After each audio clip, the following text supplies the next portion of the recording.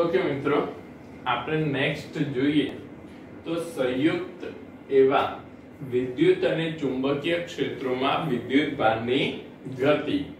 તો મતલબ કે જ્યારે કોઈ q વિદ્યુતભારિત કણ v વેગથી ચુંબકીય ક્ષેત્રમાં અને વિદ્યુત ક્ષેત્રમાં ગતિ કરે ત્યારે તેના પર લોરેન્ટ્ઝ બળ લાગે છે કે જે આપણે ઓલરેડી આગળ જોઈ ગયા છે કે જ્યારે q વિદ્યુતભારિત કણ વિદ્યુત ક્ષેત્ર અને ચુંબકીય ક્ષેત્ર જ્યારે એકબીજા સાથે પરસ્પર લંબ રીતે હોય અને ત્યારે તે તેમાંથી ગતિ કરે ત્યારે તેના પર લોરેન્ટ્ઝ બળ લાગે છે કે જે અહીંયા આપણે આકૃતિમાં દર્શાવ્યું છે કે કોઈ વિદ્યુતભારિત કણ છે એ વિદ્યુતભારિત કણ y દિશામાં રહેલા વિદ્યુત ક્ષેત્ર z દિશામાં રહેલા ચુંબકીય ક્ષેત્રમાં x દિશામાં v વેગથી ગતિ કરે છે।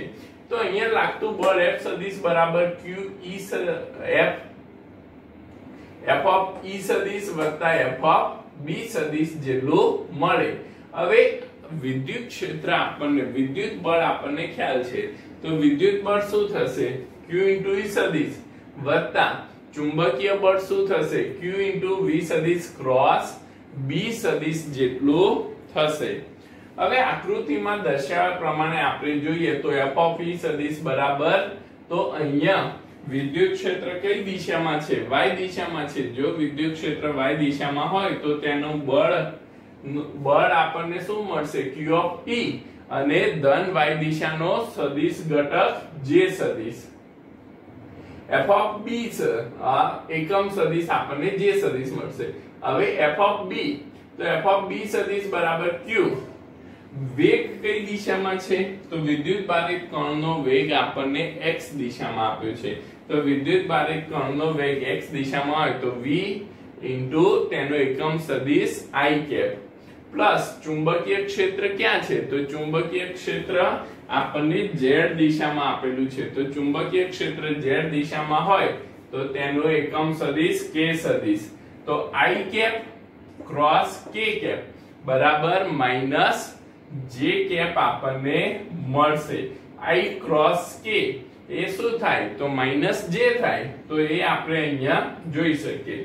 तो चुंबकीय बल f of b सदिश बराबर माइनस q into v सदिश minus q v b into j થશે જેનો જે માઈનસ એકમ સદિશ નું માઈનસ છે આપણે આગળ લઈ લીધું। હવે આ બંને બળો પરથી આપણે જોઈએ તો બંને બળો કેવા લાગે છે તો બંને બળો વિદ્યુત ભાર પર પરસ્પર વિરુદ્ધ દિશાના મળે છે।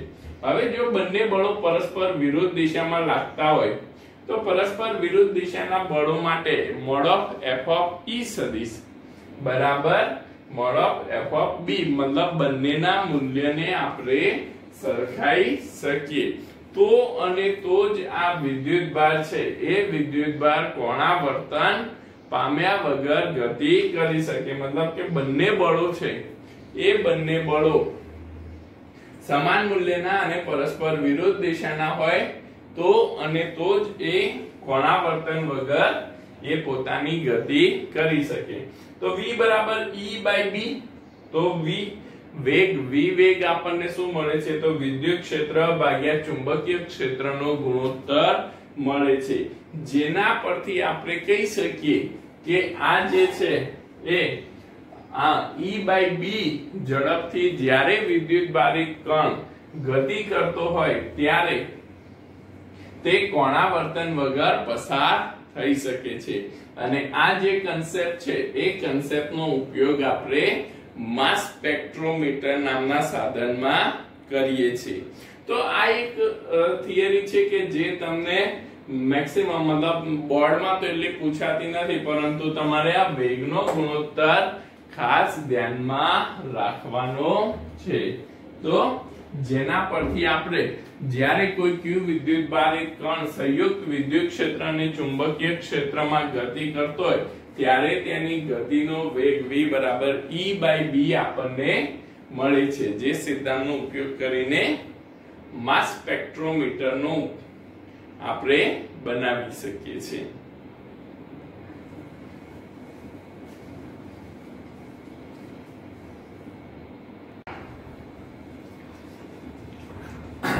ઓકે મિત્રો, અહીં આપણે જોઈએ સાયક્લોટ્રોન એટલે શું અને સાયક્લોટ્રોનનો સિદ્ધાંત આપણે જોઈએ અને તેના પરથી સાયક્લોટ્રોનની રચના. તો પહેલા તો સાયક્લોટ્રોન શું છે એ વસ્તુ આપણે અહીંયા સમજીએ. તો સાયક્લોટ્રોન એ પ્રોટોન, ડ્યુટેરોન, આલ્ફા કણ જેવા વિદ્યુતભારિત કણો કે આયનોને પ્રવેગિત કરવાનું સાધન છે. સાયક્લોટ્રોન શું છે? તો આ જે વિદ્યુતભારિત કણો છે એ વિદ્યુતભારિત કણોને પ્રવેગિત કરવા માટે આપણે ઉપયોગમાં લઈએ છીએ.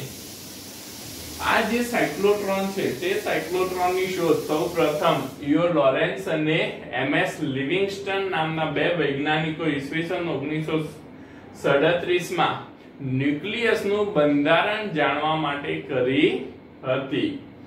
તો અહીંયા સાયક્લોટ્રોન છે તો તે સાયક્લોટ્રોનમાં એક્ચ્યુઅલમાં શું થાય છે તે વસ્તુની આપણે જો અહીંયા માહિતી મેળવીએ તો સાયક્લોટ્રોનમાં વિદ્યુત ક્ષેત્ર અને ચુંબકીય ક્ષેત્ર પરસ્પર એકબીજાને લંબ રહે તે રીતે રાખવામાં આવે છે અને જ્યારે આ વિદ્યુત ક્ષેત્ર અને ચુંબકીય ક્ષેત્ર પરસ્પર લંબ હોય ત્યારે ચુંબકીય ક્ષેત્રને લંબ રૂપે કોઈ વિદ્યુતભારિત કણને ચુંબકીય ક્ષેત્રને લંબ રૂપે કોઈ વિદ્યુતભારિત કણને ચુંબકીય ક્ષેત્રમાં દાખલ કરવામાં આવે ત્યારે તે વિદ્યુતભારિત કણ અહીંયા શું થશે તો વિદ્યુત ક્ષેત્રના કારણે પ્રવેગિત થશે અને ચુંબકીય ક્ષેત્રના કારણે વર્તુળ માર્ગે ગતિ કરે છે.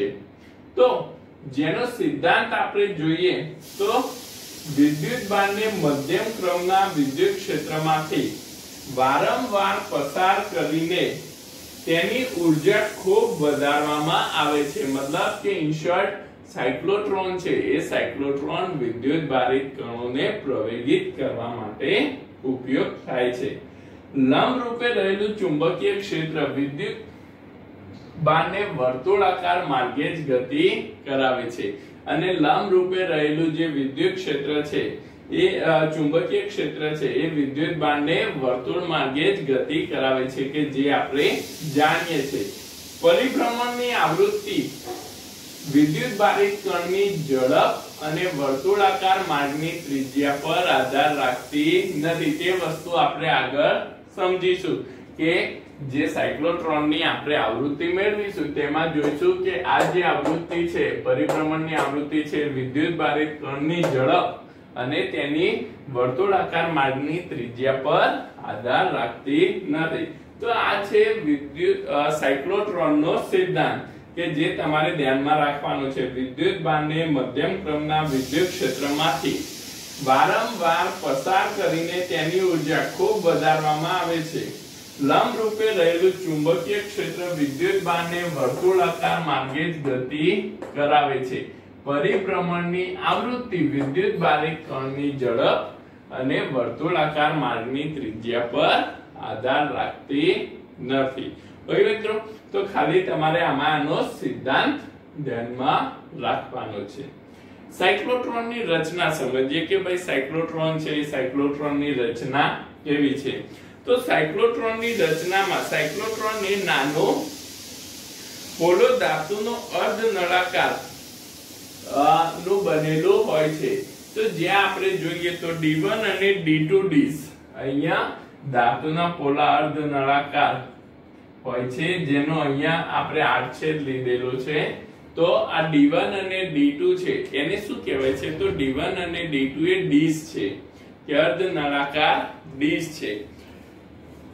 તેમની અંદર હવે અહીંયા આ જે D1 અને D2 છે એની અંદર શૂન્ય અવકાશ કરવામાં આવે છે કે જેના કારણે જે પ્રવેગિત થતા વિદ્યુતભારિત કણો છે એ વિદ્યુતભારિત કણો જે વાયુના કણો સાથે અથડામણ ના અનુભવે અને જેના કારણે જે વિદ્યુતભારિત કણોએ મેળવેલી ઉર્જા વ્યય ના પામે. એટલા માટે ડીશને શું કરવામાં આવે છે શૂન્ય અવકાશ કરવામાં આવે છે. અને આ શૂન્ય અવકાશ કરેલી ડીશ છે તેને બે પ્રબળ ચુંબકોની વચ્ચે મતલબ બે S ધ્રુવ અને N ધ્રુવ વચ્ચે તેને રાખવામાં આવે છે. અહીંયા આ જે ડીશ છે એ ડીશને કિલોવોટ ધરાવતા કિલોવોટ ધરાવતો વિદ્યુત સ્થિતિમાન આપવામાં આવે છે, મતલબ બહુ ઊંચું વિદ્યુત સ્થિતિમાન આ બંને ડીઝને આપવામાં આવે છે, જેના કારણે તેની અંદર પ્રબળ વિદ્યુત ક્ષેત્ર આપણે મેળવી શકીએ છીએ। મતલબ કે જે ડીઝ વચ્ચેની જગ્યા છે, બે ડીઝ વચ્ચેના પોલાણમાં આપણે પ્રબળ વિદ્યુત ક્ષેત્ર મેળવવા માટે તેને ઊંચો એસી વિદ્યુત સ્થિતિમાન આપવામાં આવે છે। અહીં પ્રવેગિત થયેલા વિદ્યુત ભારોને હવે જ્યારે આ વિદ્યુત ભારો પ્રવેગિત થઈ જાય ત્યારે આ પ્રવેગિત થયેલા વિદ્યુત ભારોને અહીંયા આ ડીઝ માંથી કે સાયક્લોટ્રોન માંથી છૂટા પાડવા માટે આ બધા જે ધન વિદ્યુતભારિત કણો છે એ ધન વિદ્યુતભારિત કણોને ડીઝ માંથી છૂટા પાડવા માટે આપણે ઋણ વિદ્યુતભાર કાં તો ઋણ વિદ્યુતભારિત ડિસ્કનો ઉપયોગ કરવામાં આવે છે। તો આમ સાયક્લોટ્રોનની નોર્મલ રચના તમે લખી શકો છો જે તમને ટેક્સ્ટ બુકમાં આપેલી છે। તો અહીંયા આપણે સાયક્લોટ્રોનનો સિદ્ધાંત અને તેની રચના આપણે ધ્યાનમાં રાખવાની છે। ઓકે મિત્રો, તો અહીંયા આપણે સાયક્લોટ્રોનનું કાર્ય સમજીએ।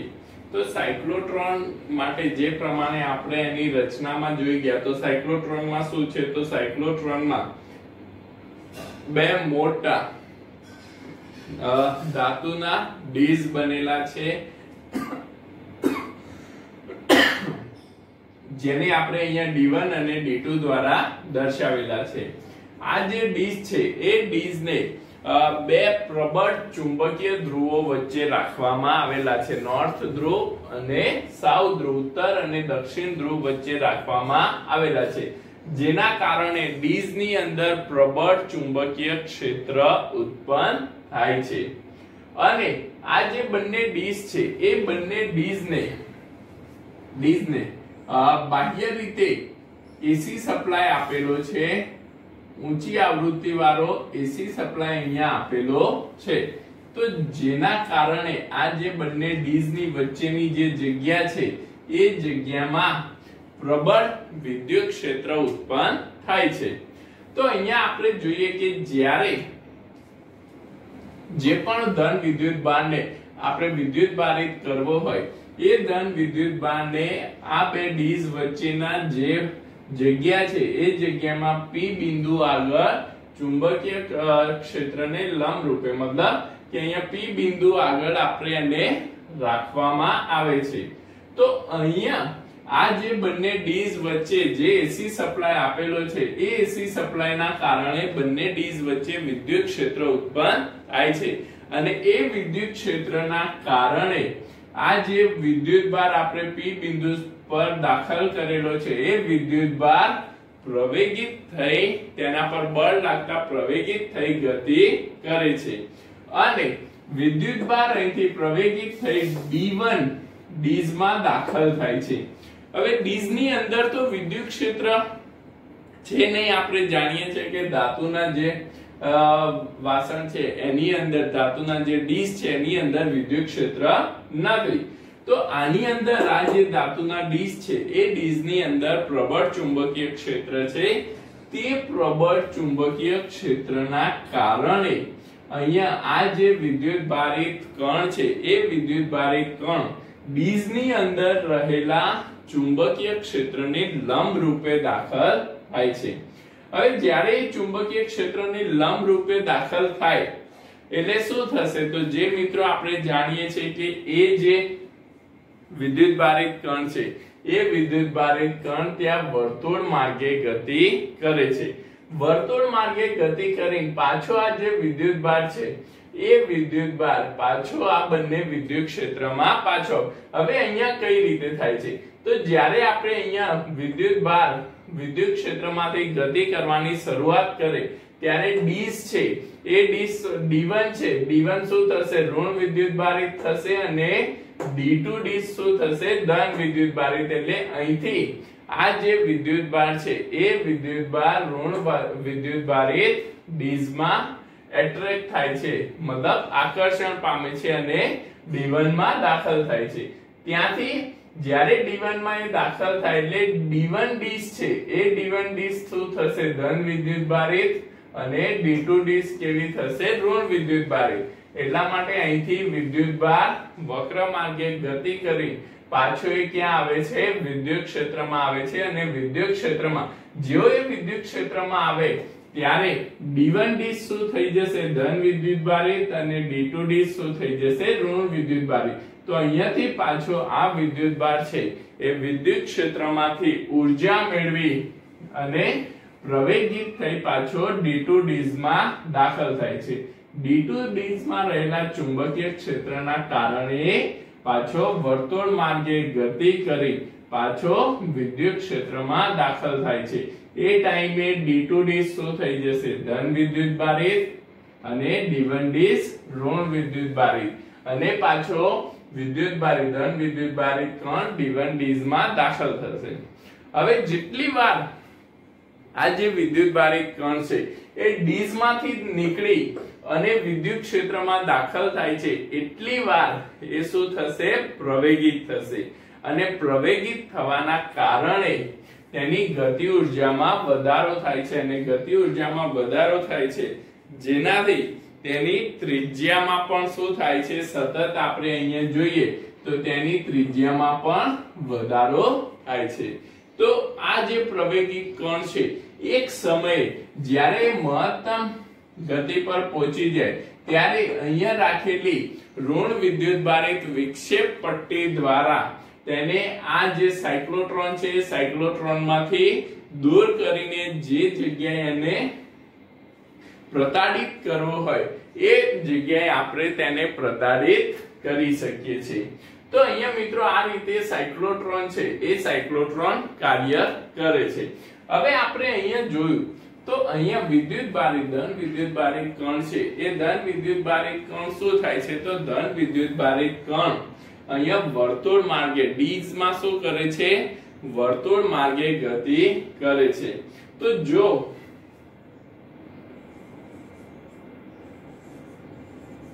ધન વિદ્યુત ભારિત કણ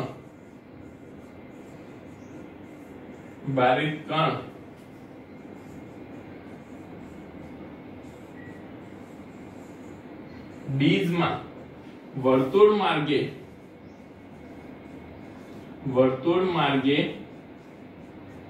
ગતિ કરતો હોય તો જે પ્રમાણે આપણે આગળ જોઈ ગયા છે કેન્દ્રગામી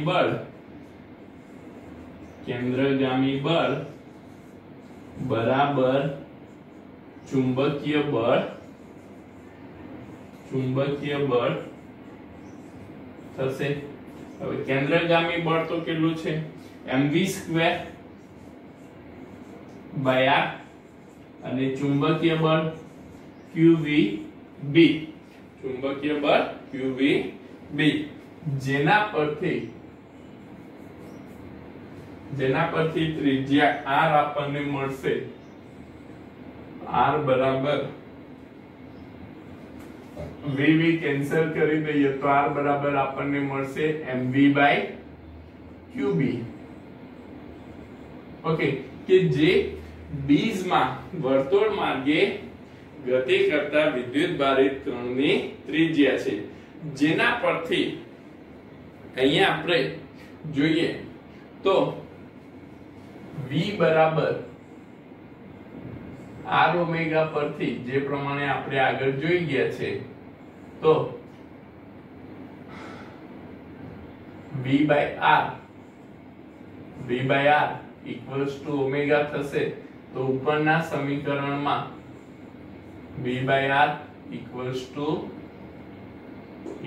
to ઓમેગા બરાબર qb/m આપણને મળે છે જેના પરથી ઓમેગા બરાબર 2π ફ્રીક્વન્સી સાયક્લોટ્રોન ની ફ્રીક્વન્સી μ(c) qb/m તો સાયક્લોટ્રોનની ફ્રીક્વન્સી આપણને મળશે qb by 2 m, જે આપણને સાયક્લોટ્રોનની ફ્રીક્વન્સી મળે છે qb by 2 m. અને અહીંયા આપણે જોઈએ તો આ જે સમીકરણ 1 અને સમીકરણ 1 આપી દઈએ તો સમીકરણ 1 પરથી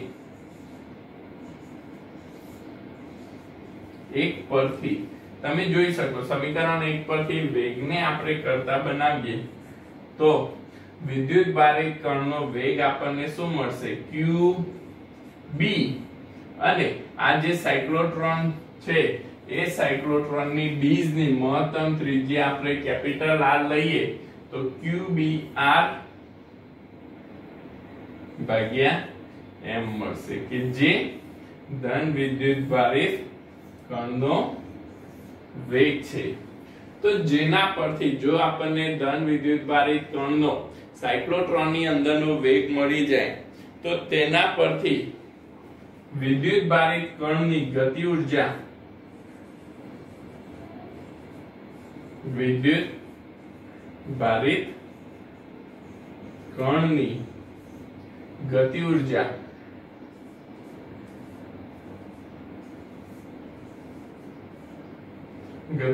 શું થશે મિત્રો? તો 1/2 mv², 1/2 mv² બરાબર 1/2 m, અને v બરાબર તો શું છે qbr, v² તો qbr, તો qbr ભાગ્યા m નો વર્ગ. તો જેના પરથી આપણને ગતિ ઊર્જા 1/2 q² b² r² ભાગ્યા m મળશે, જેને આપણે સમીકરણ 4, તો જે આપણને તેની ગતિ ઊર્જા મળે છે. હવે મિત્રો તમે સિદ્ધાંત યાદ કરો તો સિદ્ધાંતમાં આપણે શું જોયું હતું કે ભાઈ જે સાયક્લોટ્રોનની આવૃત્તિ છે એ સાયક્લોટ્રોનની આવૃત્તિ તેની ત્રિજ્યા પર આધાર રાખતી નથી કે તેના વેગ પર પણ આધાર રાખતી નથી. તો અહીંયા વેગ અને ત્રિજ્યા નથી, આ શું છે તો μ ઓફ c સાયક્લોટ્રોનની આવૃત્તિ છે. તો આવૃત્તિ તેના વેગ અને ત્રિજ્યા પર આધાર રાખતી નથી, જે આપણે આના પરથી કહી શકીએ. બીજી એક વસ્તુ કે અહીંયા જે વિદ્યુત ભારિત કણ છે એ વિદ્યુત ભારિત કણની ગતિ ઊર્જા તેની ત્રિજ્યા પર આધારિત છે. મતલબ કે જેમ જેમ અહીંયા વિદ્યુત ભારિત કણ ગતિ ઊર્જા મેળવતો જશે, પ્રવેગિત થતો જશે, તેમ તેમ તેની ત્રિજ્યામાં પણ શું થશે વધારો થતો જશે. ગતિ ઊર્જા સાથે તેની ત્રિજ્યા પણ બદલાતી જશે. તો અહીંયા આપણે આ જે સમીકરણ છે આવૃત્તિનું, વેગનું અને ગતિ ઊર્જાનું સમીકરણ પણ આપણે ધ્યાનમાં રાખીશું. તો મિત્રો આ રીતે સાયક્લોટ્રોન છે એ સાયક્લોટ્રોનની કાર્ય રચના તમે સમજાવી શકો છો. પહેલા તો તમારે આ જે વિદ્યુત ભારિત કણ છે એ વિદ્યુત ભારિત કણ અહીંયા સાયક્લોટ્રોનમાં કઈ રીતે ગતિ કરે છે તે વસ્તુ દર્શાવવાની છે, અને તેના પરથી તેનો વર્તુળાકાર માર્ગે ગતિ કરતો હોવાથી તેની કેન્દ્રગામી બળ અને ચુંબકીય બળ સરખાઈને આપણે તેની આવૃત્તિ, તેનો વેગ અને ગતિ ઊર્જા મેળવી શકીએ. અને તેના પરથી તેના સિદ્ધાંત પ્રમાણે તેની આવૃત્તિ, તેની ત્રિજ્યા અને વેગ પર આધારિત નથી તેમ આપણે સમજાવી શકીએ. ઓકે મિત્રો,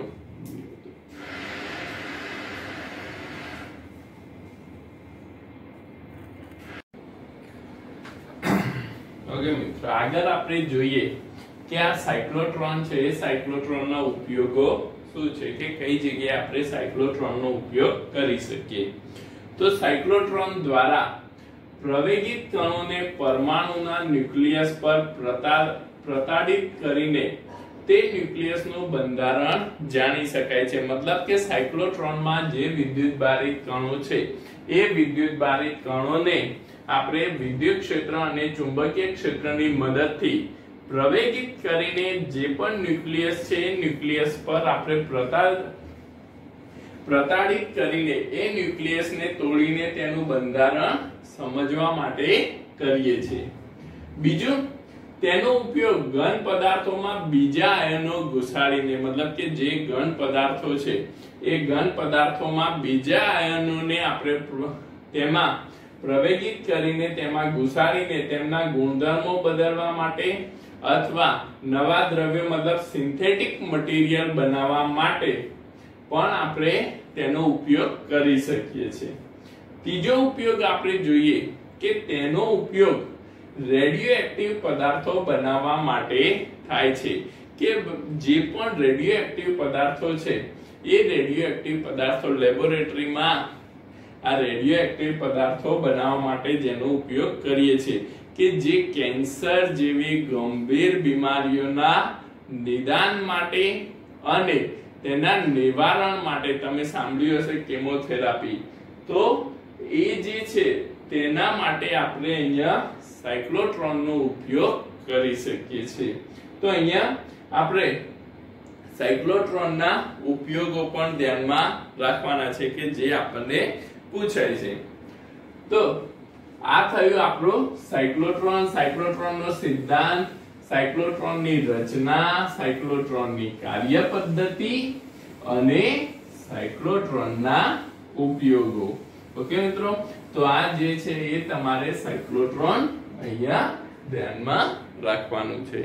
ઓકે, જેમાંથી આપણને આખું નહીં તો પણ અમુક ભાગ પૂછાઈ શકે, જેમ કે સિદ્ધાંત પૂછાઈ શકે અને તેની કાર્યરચના પૂછાઈ શકે, કાં તો કોઈક વાર આપણને સાયક્લોટ્રોનના ઉપયોગો પણ પૂછાઈ શકે।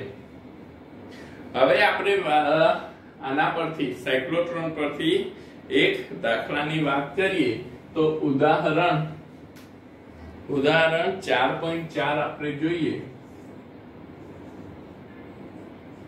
4.4 તો જ્યાં આપણને શું કીધું છે કે એક સાયક્લોટ્રોનની દોલનની આવૃત્તિ 10 મેગાહર્ટ્ઝ છે।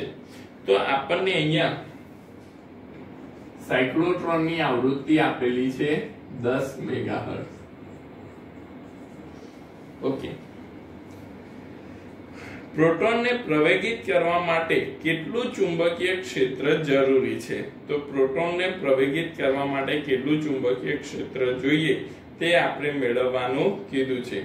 જો ડીઝની ત્રિજ્યા 60 સેન્ટીમીટર હોય તો આ પ્રવેગક વડે ઉત્પન્ન થયેલા પ્રોટોનની કિરણાવલીની ગતિ ઉર્જા કેટલી હશે તે મેળવો। તો આપણે તેની ગતિ ઉર્જા મેળવવાની કીધી છે। તો અહીંયા આપણને જે ડીઝ છે એ ડીઝની ત્રિજ્યા આપી છે। ડીઝની ત્રિજ્યા આપણે સ્મોલ r વડે દર્શાવીએ તો 60 સેન્ટીમીટર। પ્રોટોનનું દળ m of p 1.67 into 10⁻⁻27 kg।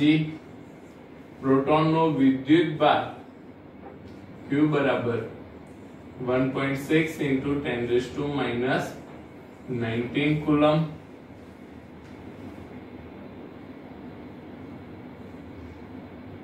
અને 1 મેગા ઇલેક્ટ્રોન વોલ્ટ બરાબર આપણને 1.6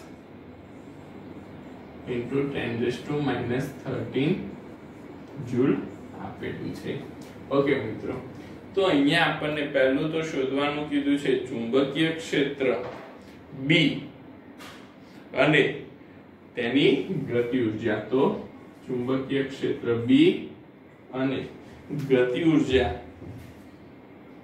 E મેળવવાની કીધી છે, જેને આપણે E વડે દર્શાવીશું. ઓકે, તો ચુંબકીય ક્ષેત્ર મેળવવા માટે આપણને તો એક તો તેનો આવર્તકાળ આપણને ખ્યાલ છે. T બરાબર આવર્તકાળનું સૂત્ર આપણે જાણીએ છે. તો અહીંયા T બરાબર શું થશે? તો T બરાબર 2πm upon q into b. આવૃત્તિનો વ્યસ્ત, આવૃત્તિનો વ્યસ્ત તો પણ આપણને યાદ રહી જાય. અહીંયા આપણે m(p) પ્રોટોનનું દળ લઈશું. હવે આપણે મેળવવાનું શું છે? તો ચુંબકીય ક્ષેત્ર B, B ને કરતા બનાવી લઈએ. 2πm(p) upon q into t. તો B બરાબર 2πm(p) into 1/t શું થશે? તો સાયક્લોટ્રોનની આવૃત્તિ μc ભાગ્યા q. તો અહીંયા આપણને સાયક્લોટ્રોનની આવૃત્તિ તો આપેલી છે, તો એટલા માટે આપણે આવર્તકાળને તેની આવૃત્તિમાં ફેરવી લીધું. તો અહીંયા b બરાબર કિંમત મૂકી તો 2 × 3.14 ગુણ્યા પ્રોટોનનું દળ 1.67 10⁻27 ઘાત અને આવૃત્તિ 10 મેગાહર્ટ્ઝ. તો 10 × 10⁶ ઘાત ભાગ્યા તેનો વિદ્યુત ભાર તો 1.6 × 10⁻19. જેને આપણે સોલ્વ કરીએ તો આપણને ચુંબકીય ક્ષેત્ર મળે છે 6.55 × 10⁻1 ટેસ્લા. તો B બરાબર 0.65 ટેસ્લા મળશે. ચુંબકીય ક્ષેત્ર આપણને આટલું મળે. હવે આપણે વાત કરીએ કે તેની ગતિ ઊર્જા. તો ગતિ ઊર્જા માટે આપણને E બરાબર 1/2 mv² ખ્યાલ છે. ગતિ ઊર્જા માટે શું થશે? તો ગતિ ઊર્જા માટે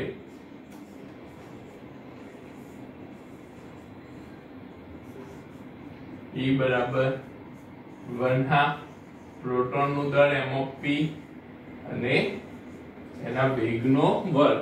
પણ આપણને વેગ આપેલો નથી, આપણને વેગ આપેલો નથી.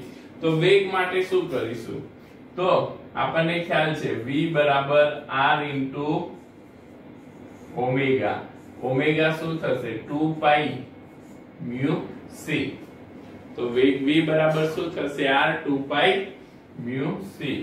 તો જ્યાં r આપણને 60 સેન્ટીમીટર 10⁻², 2 × 3.14 ગુણ્યા આવૃત્તિ 10 મેગાહર્ટ્ઝ થશે. તો જ્યાં વેગ આપણને મળે છે 3.77 × 10⁷ મીટર પર સેકન્ડ. ઓકે મિત્રો, તો આપણને વેગ મળી ગયો. વેગ મળી ગયો તો આપણે ગતિ ઊર્જા ઈઝીલી ગણી શકીએ. તો ગતિ ઊર્જા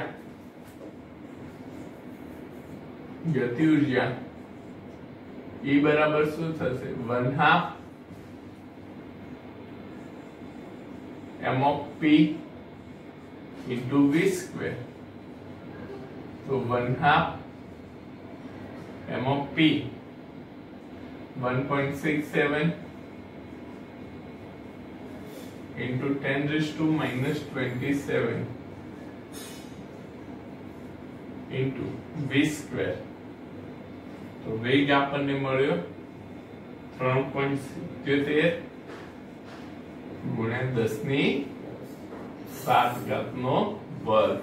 તો અહીંયા ગતિ ઊર્જા આપણે મેળવીએ, સોલ્વ કરીએ તો એ આપણને મળશે 11.87 11.87 87 into 10 ની માઈનસ 11 જૂલ 10 ની માઈનસ 13 જૂલ 10 ની માઈનસ 13 જૂલ છે ઓકે મિત્રો તો આ તો આપણને જૂલમાં મળી અહીંયા આપણે જોઈએ તો 1.6 into 10 13 બરાબર કેટલું થાય 1 મેગા ઇલેક્ટ્રોન વોલ્ટ તો જો આપણે એને મેગા ઇલેક્ટ્રોન વોલ્ટ માં ફેરવવી હોય તો E બરાબર 11.87 ગુણ્યા 10 ની માઈનસ 13 ભાગ્યા 1.6 ગુણ્યા 10 ની માઈનસ 13 કરીએ તો શેમાં મળશે મેગા ઇલેક્ટ્રોન વોલ્ટ માં મળશે જે આપણને E બરાબર 7.4 મેગા ઇલેક્ટ્રોન વોલ્ટ મળે છે જે આપણને શું મળે છે 7.4 મેગા ઇલેક્ટ્રોન વોલ્ટ ઓકે મિત્રો તો આ રીતે સિમ્પલી ખાલી આપણને એના સમીકરણ યાદ હોય તો આપણે તે મેળવી શકીએ છીએ તમે એને નોટ ડાઉન કરી લો તો અહીંયા આપણે સાયક્લોટ્રોનની ઓલમોસ્ટ સાયક્લોટ્રોન આપણું અહીંયા પૂરું થઈ જાય છે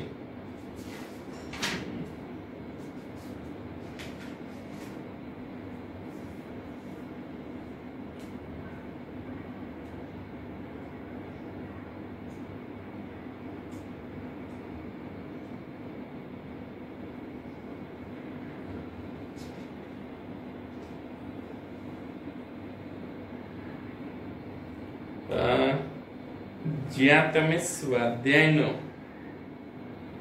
4.11 અને 4.12 આ જે બંને દાખલા છે એ તમે તમારા હોમવર્કમાં તમારે કરવાના છે બંને સેમ છે કેન્દ્રગામી બળ બરાબર ચુંબકીય બળ વાળું સમીકરણ આપણે અહીંયા વાપરીને એકમાં આપણને ત્રિજ્યા મેળવવાનું 4.11 માં આપણને ત્રિજ્યા મેળવવાનું કીધું છે અને 4.12 માં આપણને આવૃત્તિ મેળવવાનું કીધું છે કે જે તમે હવે સોલ્વ કરી શકો છો તો 4.11 અને 4.12 હોમવર્કમાં તમારે કરવાના છે ઓકે તો આનાથી આગળનું આપણે નેક્સ્ટ ક્લાસમાં જોઈશું